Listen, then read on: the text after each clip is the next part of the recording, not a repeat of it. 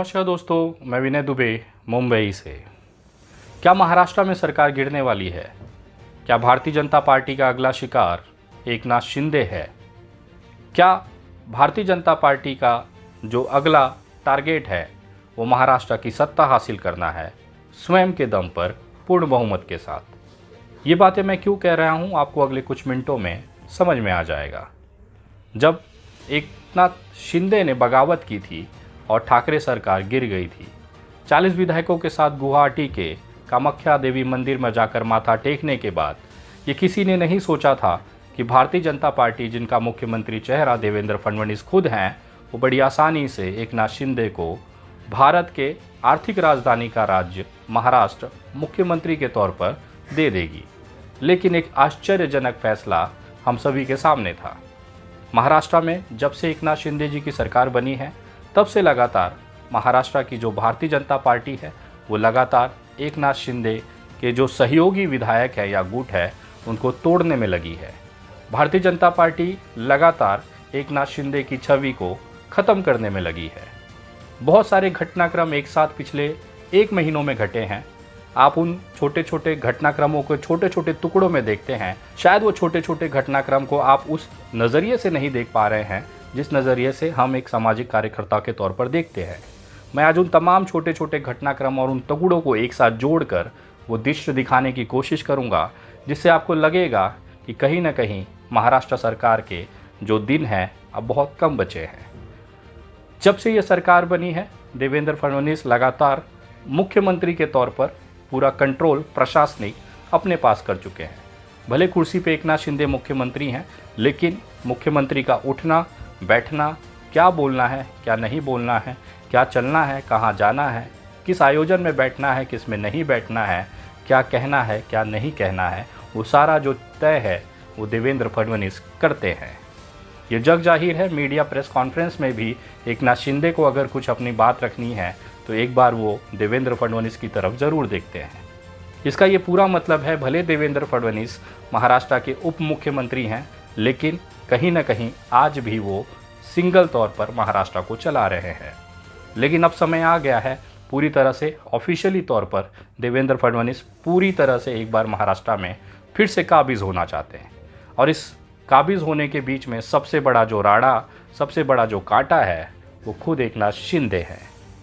ये बातें इसलिए भी शंका के दायरे में आती है क्योंकि जैसे जैसे घटनाक्रम 1 महीने में बीते हैं वो इसी तरफ इशारा कर रहे हैं कि भारतीय जनता पार्टी अब एकनाथ शिंदे को निपटा कर, सत्ता से बगल कर पूरी तरह से महाराष्ट्र की सत्ता कब्जा करना चाहती है। जिस तरह से 1 महीने के घटनाक्रम हुए हैं, उस घटनाक्रम को आप क्रम वाइज देखिए, आपको समझ में आने लगेगा कि भारतीय जनता पार्टी आखिर एकनाथ शिंदे को क्यों हटाना चाहती है। शुरुआत होता है 40 विधायकों के साथ में एकनाथ शिंदे गुवाहाटी दौरा करते हैं। वापस आने के बाद सरकार का शपथ ग्रहण होता है। उस दिन से आज तक बच्चू कडू जो इनके सहयोगी विधायक हैं वो लगातार नाराज हैं। इनके बार बार इनका जो असंतुष्ट है वो मीडिया के सामने दिखता है। इनको मंत्री पद का वादा किया गया था, लेकिन वो वादा अभी तक पूरा नहीं हो पाया क्योंकि वो फाइल जो है वो भाजपा के कार्यालय के मेज पर अभी भी पड़ी हुई है। डिसीजन वहाँ से आया नहीं, जिसकी वजह से एकनाथ शिंदे उन्हें मंत्री नहीं बना पाए। यही प्रलोभन या यही जो वादा था वो बहुत सारे बागी जो विधायक थे उनसे किया गया था। धीरे धीरे उनका जो पेशेंस था वो ख़त्म होने लगा। अब ये मामला सार्वजनिक तौर पर आप बहुत सारे विधायकों के चेहरों पर देख सकते हैं कि जो बागी हुए थे मंत्री पद के लिए, लेकिन खेला यहाँ पर भी नहीं हुआ। भारतीय जनता पार्टी के अमरावती के जो विधायक हैं रवि राणा, वो लगातार एकनाथ शिंदे के गुट के लोगों के ऊपर हमलावर रहे हैं। बच्चू कडू के ऊपर भी इन्होंने पैसे लेने का आरोप लगाया। बाद में ये विवाद आपस में मिटा दिया गया, लेकिन कहीं ना कहीं जो एक आपसी मनमुटाव है दोनों गुटों के बीच में, वो साफ साफ तौर पर सार्वजनिक तौर पर महाराष्ट्र की जनता देख रही थी। उसके बाद इन विधायकों को वापस से एक बार गाजर देने के लिए या एक तरह से लॉलीपॉप देने के लिए एकनाथ शिंदे फिर से गुवाहाटी जाते हैं। एक विशेष विमान से सारे विधायकों को लेकर वहां जाते हैं। वहां इनकी बैठक होती है, कामाख्या माता देवी में दर्शन करते हैं, आशीर्वाद लेते हैं। लेकिन ये कहीं ना कहीं यात्रा उन तमाम विधायकों को फिर से एक लॉलीपॉप या एक प्रलोभन देने के लिए था। जैसे ही ये वापस आते हैं फिर एक बार चर्चा शुरू होती है कि महाराष्ट्र के जो मंत्रिमंडल विस्तार है उसकी तारीख जल्द घोषित की जाएगी। लेकिन जैसे ही ये मामला तूल पकड़ता है कि वो तारीख कब होगी कि महाराष्ट्र में नए मंत्रिमंडल का विस्तार किया जाएगा, उसी समय एक नया विवाद शुरू हो जाता है। वो विवाद है महाराष्ट्र के आराध्य देव छत्रपति शिवाजी महाराज का। जी, वो ऐसे इंसान हैं जिनके महाराष्ट्र के कण कण में, महाराष्ट्र के हर एक जन के दिल में बसते हैं और वो एक दैवत की तरह, एक भगवान की तरह महाराष्ट्र की वीर भूमि पर पूजे जाते हैं। भारतीय जनता पार्टी के मनोनीत राज्यपाल कोश्यारी जी लगातार छत्रपति शिवाजी महाराज को अपमान करते रहते हैं। ये कड़ी केवल यहाँ नहीं रुकती है। भारतीय जनता पार्टी के एक विधायक मंगल प्रभात लोढ़ा भी छत्रपति शिवाजी का अपमान करने में कोई कसर नहीं छोड़ते। ये दोनों भारतीय जनता पार्टी से बिलोंग करते हैं और महाराष्ट्र के अंदर सरकार होते हुए भी महाराष्ट्र के आराध्य देव को अपमानित करते हैं। ये केवल इसलिए किया जाता है कि एक विवाद छत्रपति शिवाजी महाराज को लेकर आम जनता के अंदर एक इमोशनल अटैचमेंट है। एक बहुत सेंसिटिव मामला महाराष्ट्र की भूमि के लिए छत्रपति शिवाजी महाराज रखते हैं। यही वो विवाद का कारण है जहां पर सरकारों पे उंगली उठने लगी। लगातार छत्रपति शिवाजी महाराज के इस अपमान को लेकर, दोषियों पर कार्रवाई को लेकर मांग का जो दायरा था वो बढ़ता रहा। छत्रपति शिवाजी महाराज के वंशज छत्रपति उदयनराजे भोसले और तमाम वो लोग जो इस परिवार से संबंधित है, उन्होंने अपनी आपत्ति दर्ज कराई। दुर्भाग्य ये है कि ये सारे परिवार भारतीय जनता पार्टी के या तो पार्टी में हैं या उनको समर्थन करते हैं। ये जो रणनीति थी ये कहीं ना कहीं शिंदे साहब को कटघरे में खड़ा करती है। लोग उनकी कार्यक्षमता पर सवाल उठाते हैं। लोगों के बीच में ये एक माहौल बनाया जा रहा है कि महाराष्ट्र एकनाथ शिंदे से नहीं संभाला जा रहा है। भारतीय जनता पार्टी ने जब इस विवाद को लेकर एक देखा कि आम जनता बहुत गंभीर तरीके से सड़कों पर उतर जाएगी, फिर एक नया मुद्दा लोगों के सामने छोड़ दिया गया ताकि छत्रपति शिवाजी महाराज का अपमान का बदला बगल में रहकर वापस एकनाथ शिंदे को टारगेट करने के लिए एक नया माहौल तैयार किया जाए। ये वही मुद्दा है जो पिछले 40 वर्षों से इस देश के महाराष्ट्र के राज्य में चल रहा है। वो मुद्दा है कर्नाटक और महाराष्ट्र के बीच में एक गांव बेलगावी का। ये वो गांव है, ये एक एरिया है जो महाराष्ट्र और कर्नाटक के बॉर्डर पर आता है। जब इस देश में भाषा के आधार पर प्रांतों का गठन किया गया तो महाराष्ट्र और कर्नाटक राज्य बने। उसी के बॉर्डर पर एकदम सीमा पर बसा हुआ बेलगावी, जिसमें अधिकतर महाराष्ट्र के मराठी भाषिक लोग हैं, वो महाराष्ट्र में आना चाहते थे, लेकिन प्रांतवार रचना के हिसाब से वो कर्नाटक को दे दिया गया। ये विवाद हिंदू हृदय सम्राट माननीय बाला साहब ठाकरे के समय से अभी तक चला आ रहा है। छत्रपति शिवाजी महाराज का विवाद जब तूल पकड़ रहा था, इस मुद्दे को कम करने के लिए, इसकी तीव्रता कम करने के लिए अचानक से बेलगावी का कर्नाटक सीमा विवाद वापस से निकाल दिया गया।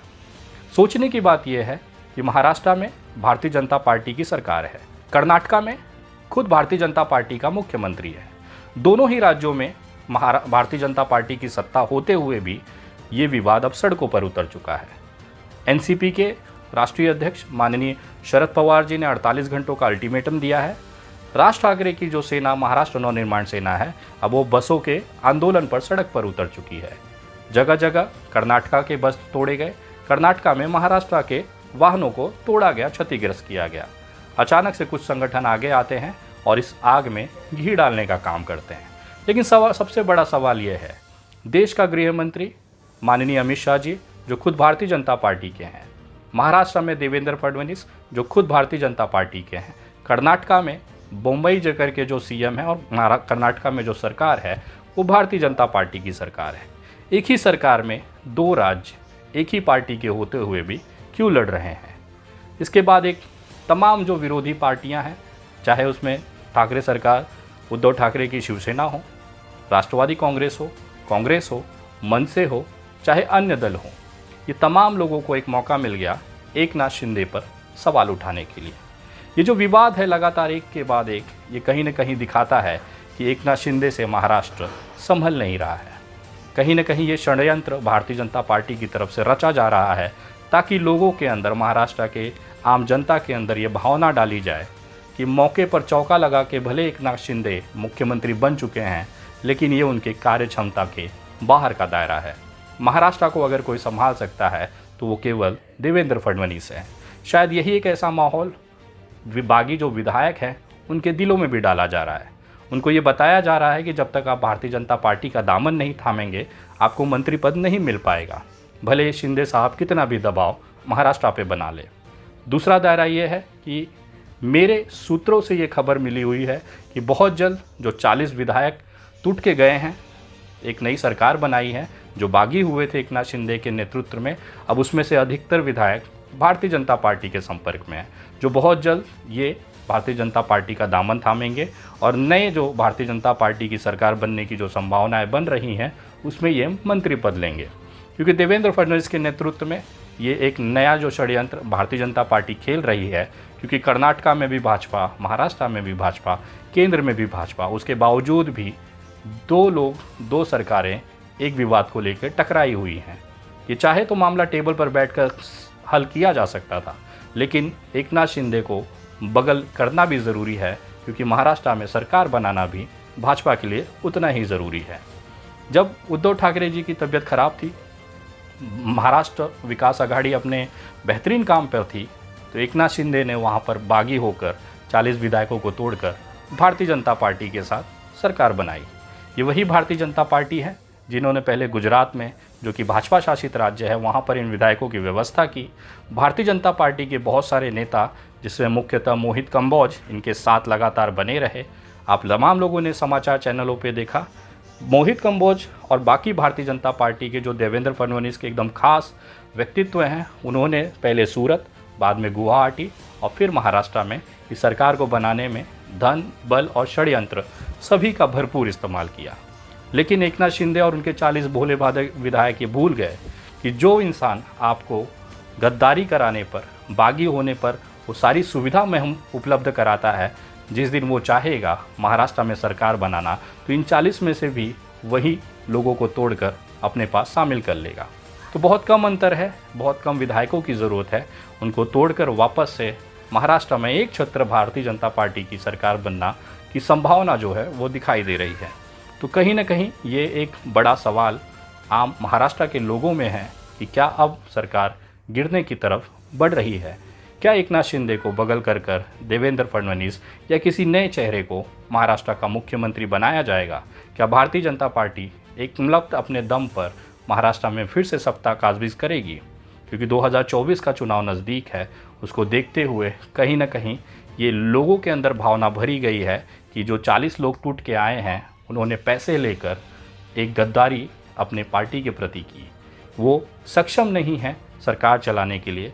और ये सारे जो कृत्य हैं, चाहे वो बच्चू कडू के नाराज़गी का हो, 40 विधायकों के अंदर असंतुष्टता का हो, चाहे छत्रपति शिवाजी महाराज के अपमान का हो, चाहे बेलगाम का मुद्दा हो, इसके अलावा बहुत सारे ऐसे मोर्चे खोले गए हैं जहां पर रोज़ एकनाथ शिंदे पर सवाल खड़े किए जाते हैं। तो ये जो छोटा सा एक दृश्य है, मैं आपको दिखाने की कोशिश कर रहा था। इससे शायद आपको अंदाज़ा हो जाएगा कि महाराष्ट्र की राजनीति में अगला कदम अब क्या होने वाला है। लेकिन एक चीज़ तो तय है, गद्दारी और बागी, इसका जो अंत होता है वो हमेशा खराब ही होता है। ये इतिहास रहा है।